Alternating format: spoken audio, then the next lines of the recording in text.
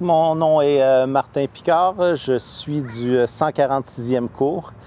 Mon père, mon grand-père, mes oncles sont tous passés ici et ça a toujours été très formateur. Puis on a eu toujours un respect immense pour le collège et pour la ville de l'Assomption.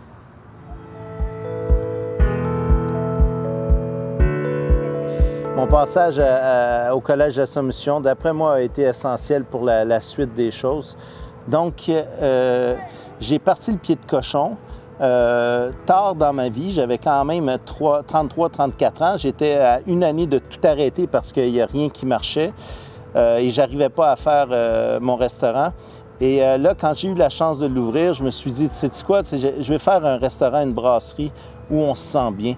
Que ce soit un chauffeur de taxi, que ce soit un médecin, un avocat, qu'on soit en short, en complet ou en jeans, qu'on ait envie de prendre de la bière, du foie gras, un champagne ou une poutine, je veux que les gens se sentent bien.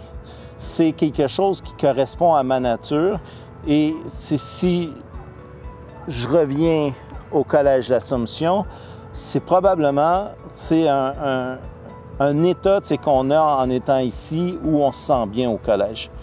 Et peut-être qu'il y a une question de nature, peut-être qu'il y a des traces aussi du passage que j'ai eu au Collège de l'Assomption où, si on fait de quoi, faisons-le pour le plus grand nombre possible pour que tout le monde puisse en profiter. Je me souviens qu'au collège, en fait, ce qui me stimulait beaucoup, c'était les sports. Les sports que j'ai fait ici, en fait, je regarde le terrain, c'était vraiment le football avec les Sphinx et puis les Trads. Ça, c'est ce que je retiens, moi, de mon passage ici, c'est vraiment le football. C'est ce sport d'équipe où tout se fait ensemble, sinon il n'y a pas de réussite. Celui qui m'impressionnait beaucoup, c'était Jerry. Jerry Labrosse, qui avait un charisme.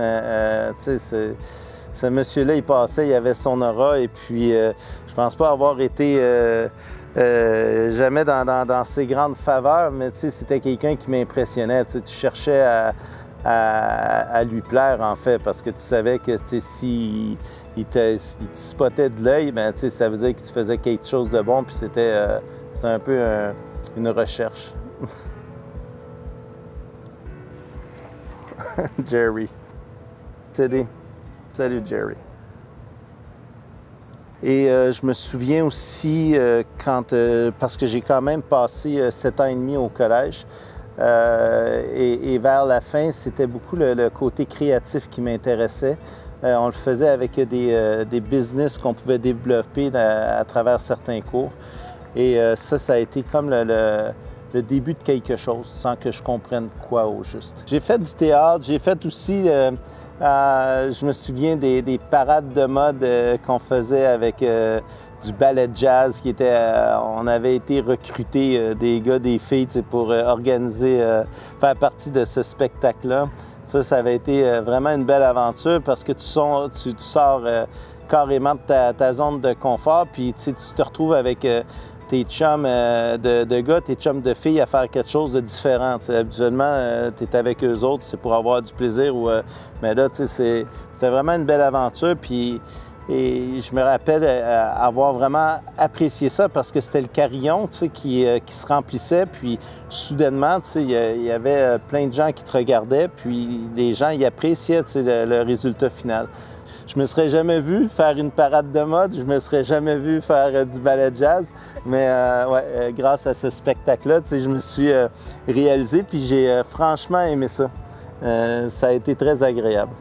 Ça a toujours été difficile d'être sur un banc d'école, mais je me souviens, Guy Chevrette, qui était un professeur de français, à un certain point, moi j'aimais ça être comme le clown ou avoir de l'attention parce que j'étais tout le temps le dernier en classe, le dernier de classe.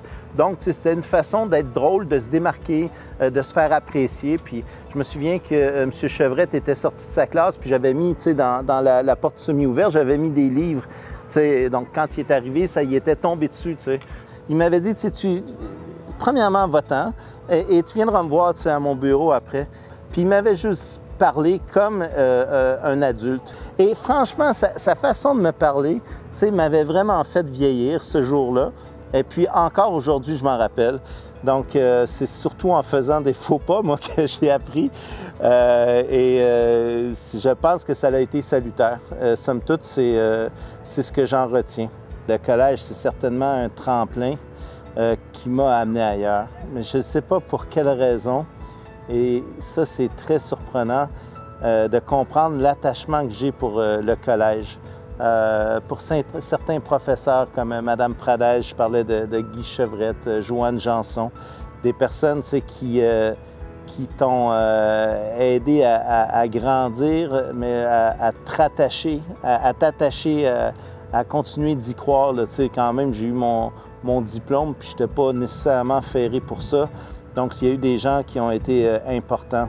Aujourd'hui, surprenamment, j'ai un érablière, puis j'ai une fascination pour l'érable, ce qui veut dire, mais aussi pour les arbres. Pour comprendre, c'est qu'un arbre, pour qu'il puisse tenir debout, il faut qu'il soit bien enraciné.